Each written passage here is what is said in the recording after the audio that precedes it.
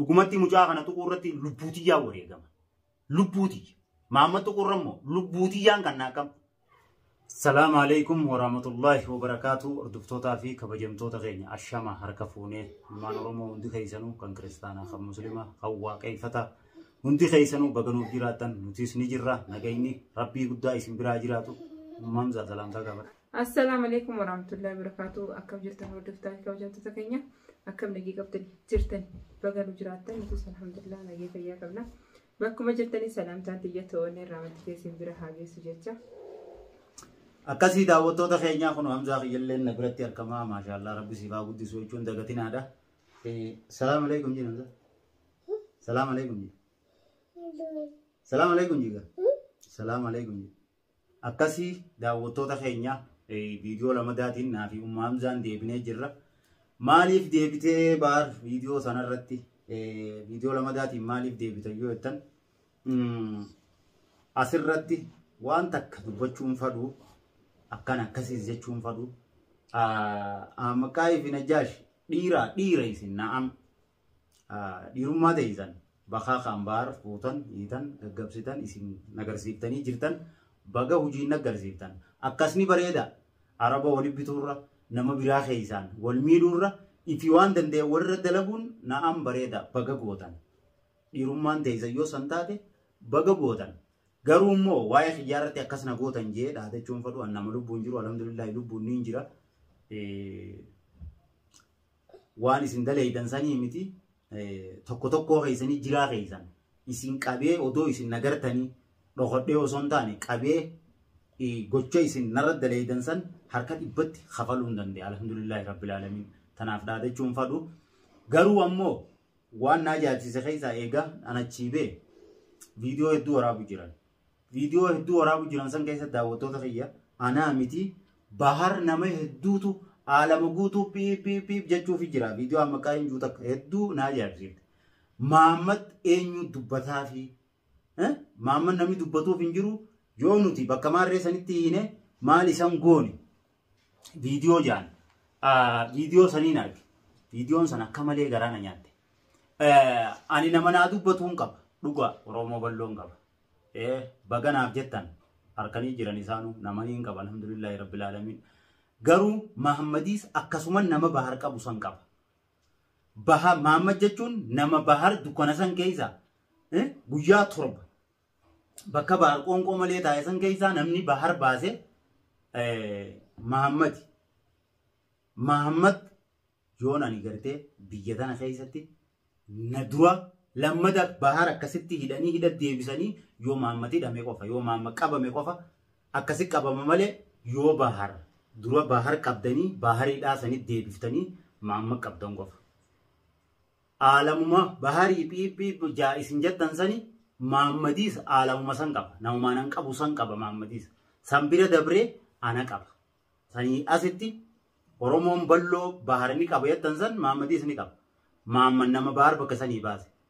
Akkasumatti immoo Mahammadiis Oromoo san qaba Oromoo sanii asitti akka namaatti kalma namaatti nu hundi rabbi qabna akka kalma namaatti immoo anaa bira jira kun anaa obboleessa isaati. Qalee Mahammad isin hojii diina kiyya ture arra obboleessa kiyya ta'e mana kiyya keessa jira. Mana isin keessatti hidhaa turtan san keessa jira Mahammad kun. Mee anaa lubbuun jiru Mahammad qeensa tokko irraa cabsuu danda'a. Ana immoo waa'ee kiyyaa dubbachuu hin dhufne waa'ee Mahammadiin dubbachuu dhufe. Qeensa mee yaman keessa qeensa Mahammad irraa cabsaati hangaan tiyyaaf callise kana mee Mahammadiin ni callise ta'a. Mahammad nama naajee anaaf jecha isinii wajji wal dhabe. Namni kun ammoo arraas boruus na biraa galata qaba. Oromoo biraa illee galata qaba. Ana qofa biraa miti. Oromoo naaf rakkachuu turte san hunda biraa illee galata qaba Mahammad. Naa miti Oromoo guutuu galatoonfachuu jira sababa qayyatti. Nama kan ammoo anaa lubbuun jiru yaman keessa isin qeensa irraa cabsinaan yoonanii fuula rabbii deeme qofa Mahammad irraa qeensa cabsuu dandeessa. Yookaan kaan ammoo zaadii damii afur Mahammad illee eegeen danda'u akka feetanillee yoo katasaa harkattanii gootan san daran waan isin Mahammad gootan daran akka godhamtan qofa beeka. Antanumaan isin ilaalamuu fadha. Fittiin jarjarina fit jarjaru jirtan. Karaa hundaan kala isin baarra daleeydaniin kana dhibbata kaaniin isin irratti dalaguu danda'a. Shirkii fi maal kan isin jala deddeemtan san qofaan san jala deemee isin irratti hin dalayne malee karaa biraatiin karaa dhibbaaniin isin irratti dalaguu danda'a. Biyya tana keessatti baar maal akka ta'e isin beektan. Karaa dhibbata kaan sheeka qofaan hin qabne karaa san deddeemee karaa isin gartee namni karaarra isin kaa'u san rabbii xiyyaan qaban. Tasaniyaasi ammoo karaa dhibbata kaan mala isin nama gaafattaniimi odoon nama akka xiyyaa malan gaafan. Nama akka xiyyaatti amanee osoo malan gaafanne baar akkamiin godha maal akkamiin godha kan isin jettanii gaafattan sanii miti. An osoon nama tokkoon gaafan mala rabbiin kiyya naa kanneen rabbii kiyya irratti hirkatee karaa dhibbaaniin isin irratti dalaguu danda'a. Ammoo booda ilmi namaa hanqa waa obsu qaba bakka waa olii obsinullee hin jirru hammeenya biraa keessa ol geessuu teenya. Hammeenya biraa xiqqoo waan na uffisiisee jiran waan na uffisiisan anaatu beeka malee lubbuu tiyyarraa dandaa qabaadhee sodaa qabaadhee hin callifneen waan xiqqishoo ganna qabu jiru anaatu beeka. Dhimmuma xiyyaatu ganna qabu jira malee gama biraatiin dantaati jalaaleetiin mee dhaabbadhu jechuu jira malee ilmaan kiyya laalee guyyaa tokko keessattiin isin fixee magaalaa tana keessaa bahuu danda'an yoo akkasin na barbaaddan yoo na dhiisuu diddan daqiiqaa 20 keessattiin amma qaayib najjaashi bakka isin jirtan isin keessa baasee asii deemuu danda'a. Ana bira kuttanii Mahammad hidhaatachuu jirtan ammallee Mahammad qabna jettanii mee Mahammad qeensa irraa cabsaadhaati magaalaa tana keessa oo isin jiraattan wallaalla. Daawwattoota xiyyanarrallee ilaalinaadha. Ilmi namaa hanqatti nama roorrisuu qaba, hanqatti nama dhaadatu qaba, hanqatti wal miidhuu qaba, sababatti wal miidhuu qaba. Dubbiin teenya bakka lubbuutiif deemu jirti.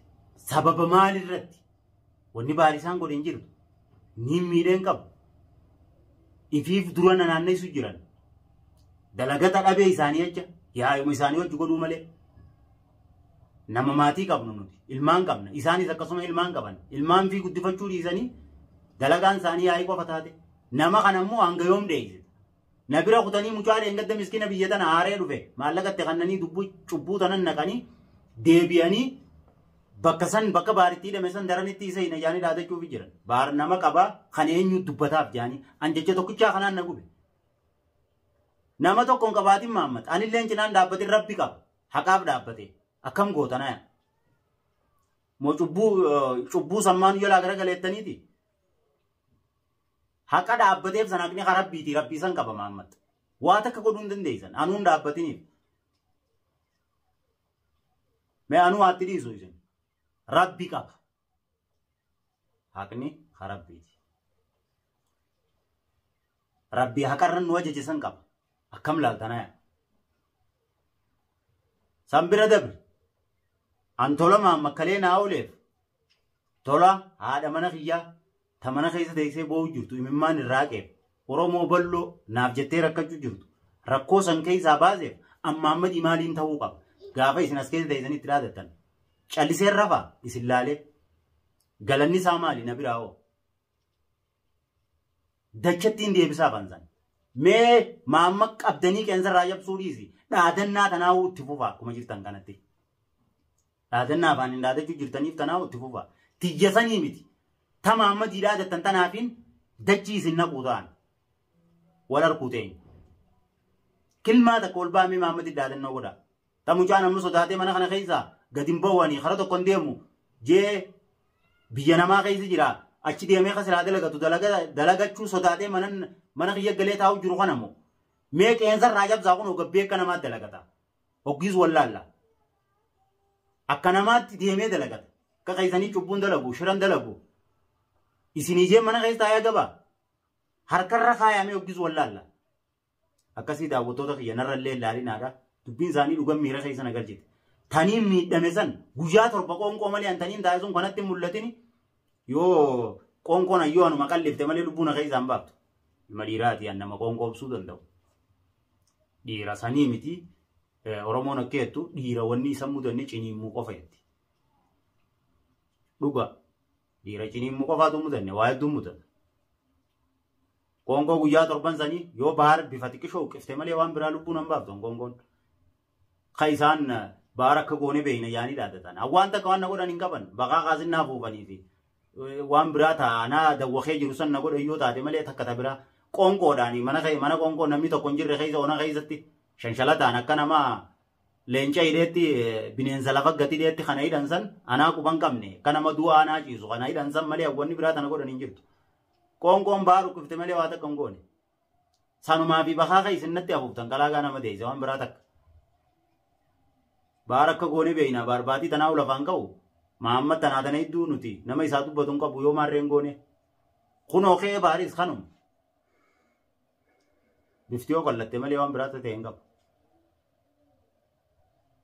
Saniifuu waa'ee Mahammad irratti Mahammad anaa miti Oromoo balloo biraa galata qaba.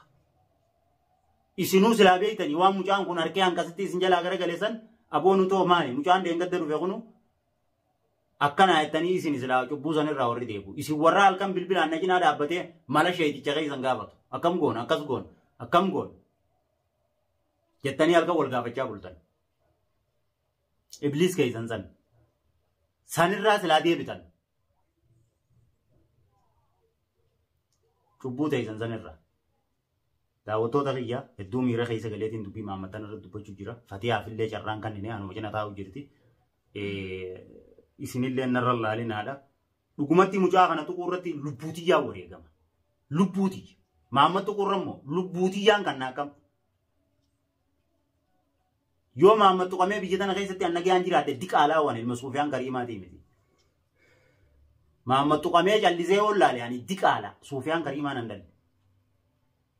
Hattoota wal ga'e. Akkasii narrallee laalinaadhaa miira keessa galeetiin daawwattoota kiyya dubbachuu jira. Fatihaa waan jettu jii.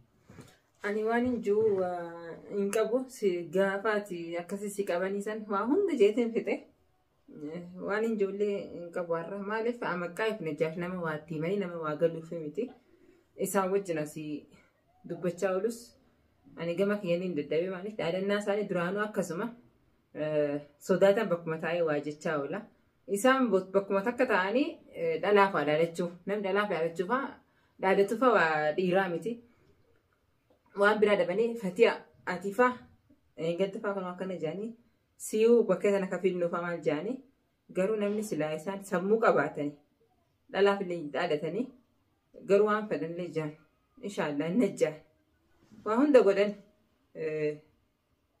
numa baharuma miidhuu jiranii garuu miidhamus baharuma jira fayyaa qaba alhamdulillah miidhaan sanni kutti alhamdulillah garuu Ahmad Qaayii fi Najjaash hojiin teessan tanumaan umrii teessan tanumaan fixuu teemtanii ani yeroo takka takka isinumaaf hirrifadha maaliif namni jaahilummaa dila kana jaahilummaa laatu dila kana yeroo keessan gubuu jirtan yeroo namaas gubdanii yeroo keessanis gubuu jirtan. Akkasii daawwattoota keenya viidiyoo isin dheereessuun feenu yaada Fatihaan ani duraaniin dubbadhee fixee waaniin dubbadhu hin qabu jettee na'am dhugaasiiti hedduu boochee hedduu rakkattee as ceetee achi ceetee haqa qabdi akkasii inshaallah waa'ee Fatihaa qabna jaan irrattis anumaatu itti deebi'ee isiniif dhufa saniifuu assalaamu alaikum warahmatullahi wabarakaatuh.